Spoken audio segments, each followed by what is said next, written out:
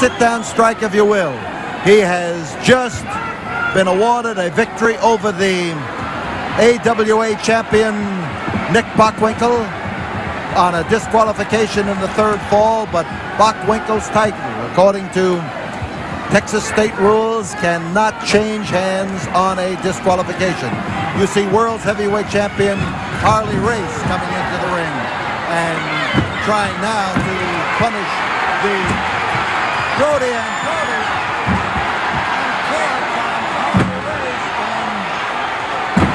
Lets him have it. Oh, and here is the world's champion catching a beating for kicking Bruiser Brody in the neck. There, we've got to hold it, Tom. Hold this, will you?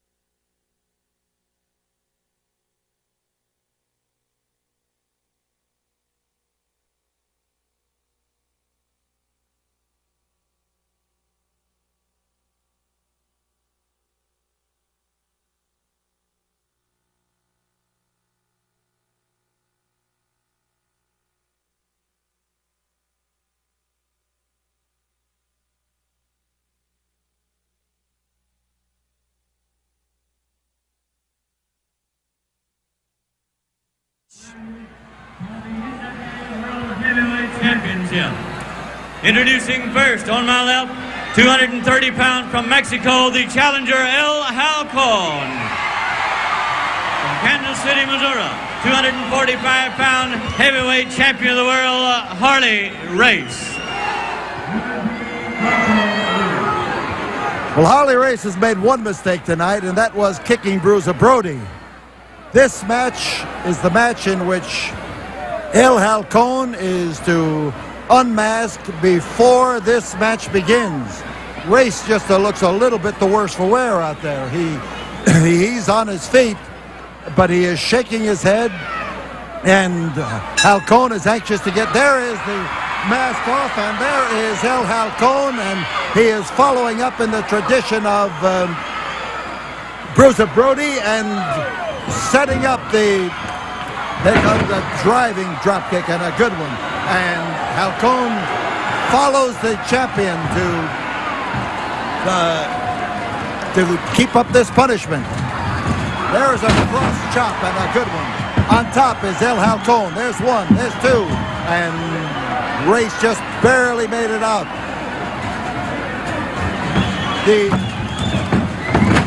diving head-first tackle, and Halcon is set to... Whoa, man, he whipped him around. There it is, El Halcon. Yeah. There is the man without his mask, and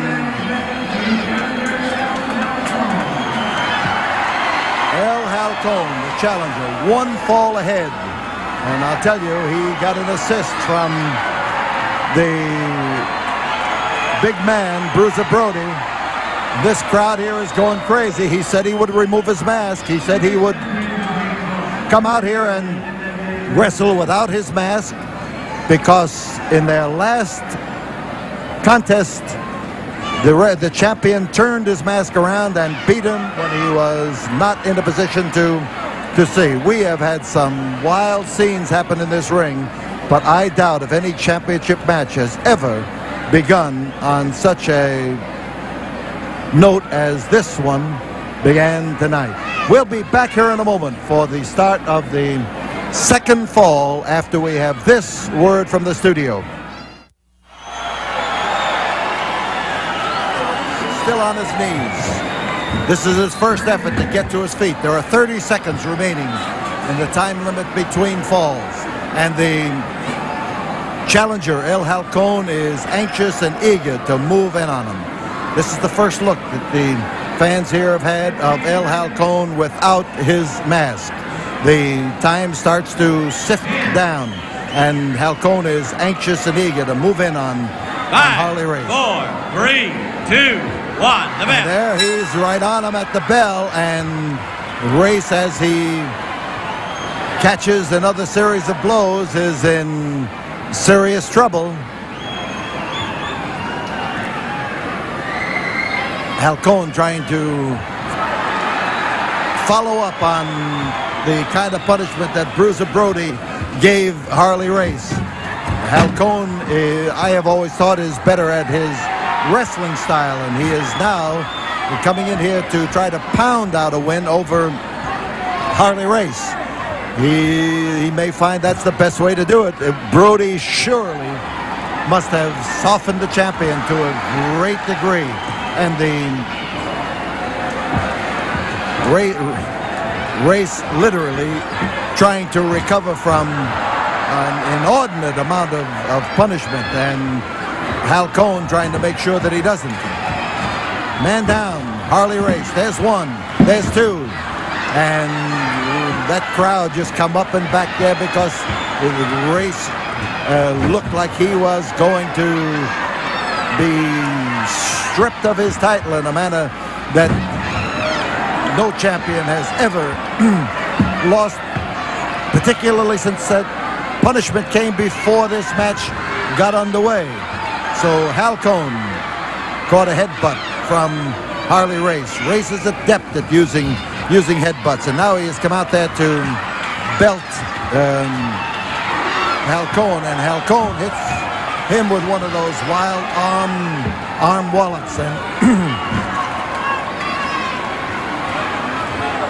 so Race in and out of the ring. The challenger trying to make sure that that rope underneath his back proves to be an ally of his.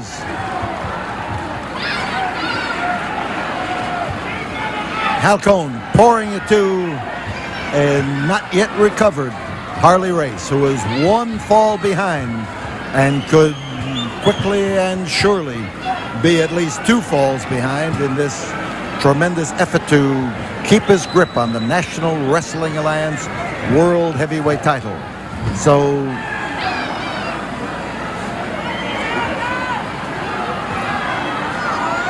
Race hanging on would be the way to say it.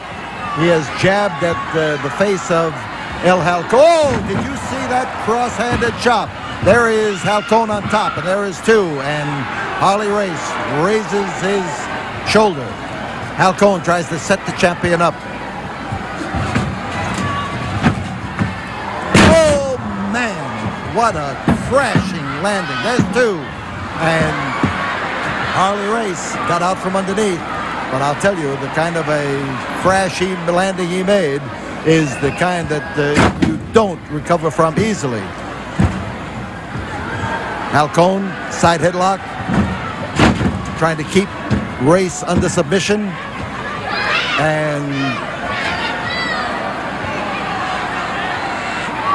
Halcon now finds Race stubborn and intransigent as he tried to haul him over, but that's one way to bring him down. On top, Halcon, two, and just two. He oozed his way out from underneath Halcon that time. Halcon trying now for the winning fall, a lift,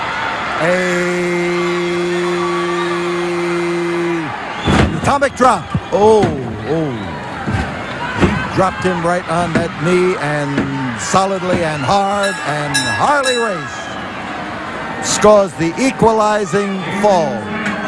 3 minutes, 57 seconds, the champion, Harley Race. So Harley Race takes the equalizing fall from El Halcon, but there still remains the third and deciding fall of this battle as Race lies there and again bring up that same subject, wonders what hit him. And we've got Halcon anxious and eager to get at the champion.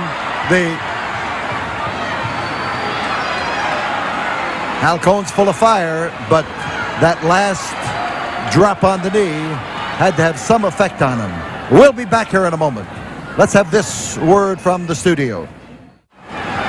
So now with Harley Race on his feet, there is still a minute left in the intermission period between matches. There is a 2-minute interval between falls in this battle under NWA rules, and Harley Race probably wishes it was 10 minutes. He is now, for the first time, testing the wounds that have been handed to him. He is bleeding, but not nearly as badly as Bruiser Brody was bleeding in their altercation before the match. But Race here shaking that head of his, and he has done this repeatedly all through this match, as though he is not yet aware that he was in a match. And he knows he's in a match because Halcon is making sure of that. But you've got to remember that instinct plays a tremendous part in contests of this kind. So the bell sounds. This is the third, the deciding fall of this battle. This will decide who is the heavyweight champion of the world. And Halcon, who is a former national champion of Mexico, wants nothing more than to be able to take this world title to Mexico and be the first man of his country to win the heavyweight title. The light heavyweight title is still owned in Mexico, where there are many light heavyweight wrestlers, and Halcon wants to make it a clean sweep. So Race's arm was caught. He managed to get it loose, and you see Halcon going after another combination hold that keeps the champion in trouble. Arm bar, and it's well applied. That arm is straight and taut, and the champion come out of that nicely to get a leg breaker. But again, notice how he's shaking his head. Notice that he has been doing this since Brody lowered the boom on him early in the match. And now Race puts out to try to keep Halcon down on the canvas, but you can't do it that way. Halcon going after the further arm. He's got a crucifix hold and just barely. Notice that Race was rolling and twisting his body, and that twisted the right shoulder up. Crotch shoulder lift and slam with Halcon on top, and Halcon's effort is all out to pin Race. He's tried wearing him down. Race may be worn down as far as he is going, but here is a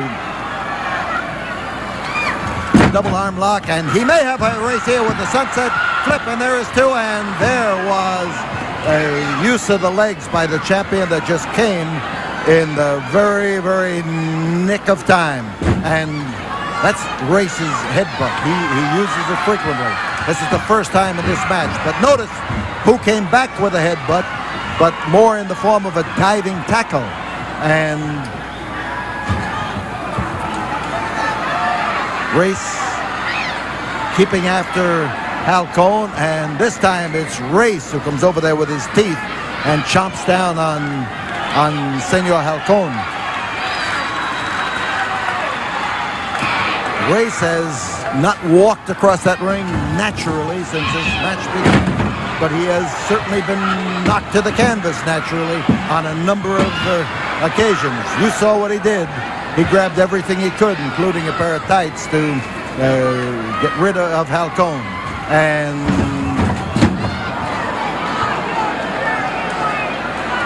Halcon dropped on Race's knee, and Race, I think Race may have been thinking in terms of an atomic drop, and Halcon was turned in the wrong direction. Atomic drops are usually grabbed from the rear, and in this particular case, Halcon was facing the champion when the hold was applied.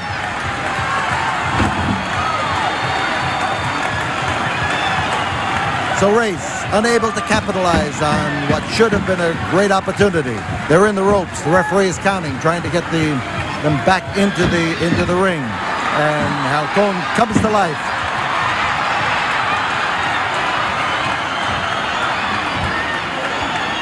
And he's going for a small package, and as he goes back, he does not get Race's shoulders down. He did not get Race's shoulders down. Race's shoulders on both sides were up on that occasion. He had a great hold, but he went back too far with it, and the very going back is what raised Race's shoulders. And Race again finds coordination difficult. Here is Halcon going for a Boston Crab, trying to double him up with this reverse Boston Crab. And Race is being given the option as to whether he wants to quit or whether he wants to continue. And the fans are screaming for Halcon to break his back. Yes, in that many words. And now Halcon goes for a pinfall again and again. There's that shoulder up. And whatever Harley Race is experiencing, his instinct to keep from being flat on his back is what has saved his bacon a number of times.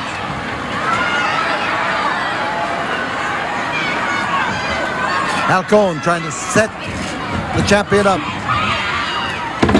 but he ran into him, and Race ran into him, and we've got a simultaneous crash that took longer to knock Race out because Race is closer to being knocked out and has been all through this match. Halcon with that billy goat butt, and there's one. Again, Race raises that left shoulder and raises it in time. Race on top. Got to hit him in order for those blows to really take effect. And Halcon he wanted to, but he's not going to. Here is Halcon going for a dive. Oh! What a bad way to fall. There are a few good ways to fall, but that was a bad way to fall. He missed it. There is a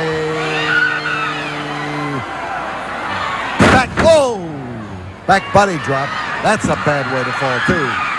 There it is. And the winner, the world's heavyweight champion, still Harley Race, who manages to come out of the difficulties of a bad start and come up with the win. And Bruiser Brody in the ring, and after Harley Race, and Bruiser Brody takes the world title belt from Harley Race.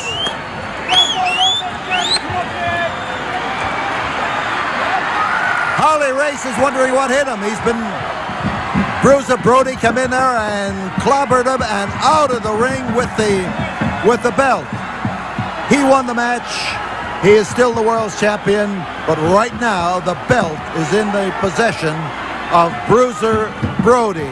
And Harley Race is asking me where his belt is. His guess is as good as mine. We'll be back here in a moment after this word from the studio.